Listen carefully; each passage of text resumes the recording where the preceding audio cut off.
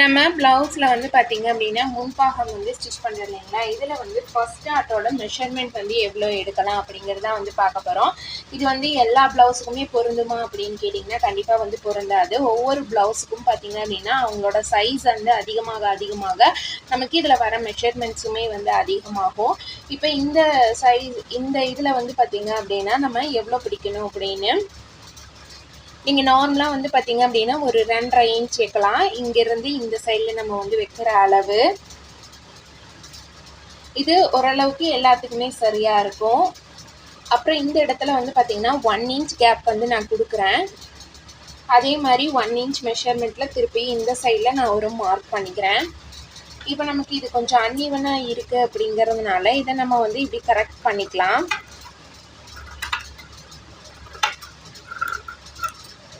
இப்போ கரெக்ட் பண்ணிட்டு இந்த இடத்துல வந்து பார்த்திங்கன்னா சின்ன கட் கொடுத்துட்றேன் 2 இடத்துலையும்.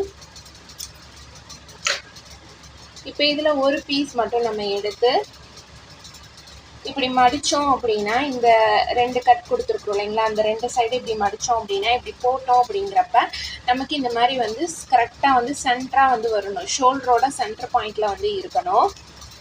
இப்போ இந்த இடத்துல இருந்து பார்த்திங்க அப்படின்னா நான் சரியாக இந்த ப்ளவுஸ்க்கு 2 இன்ச் வந்து உயரம் கொடுக்குறேன். இப்போ இதை வந்து நம்ம அப்படியே ஸ்டிச் பண்ணி எடுத்துடலாம். இவ்வளோதான். இதுவே வந்து நமக்கு மெஷர்மெண்ட்ஸ் வந்து இன்னும் கொஞ்சம் அதிகமாகுது. இது ஸ்டார்டிங் மெஷர்மெண்ட்டு.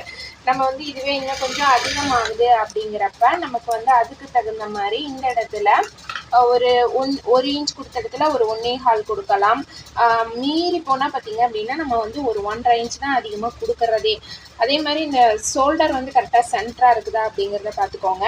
இதுவும் பார்த்திங்க அப்படின்னா 2 to 3 இன்ச்குள்ளே தான் அவங்களோட அந்த ஜஸ்டோட உயரத்தை பொறுத்து 2 to 3 இன்ச்குள்ளே தான் வந்து வரும். வீடியோ பிடிச்சிருந்ததுன்னா சப்ஸ்கிரைப் பண்ணிக்கோங்க.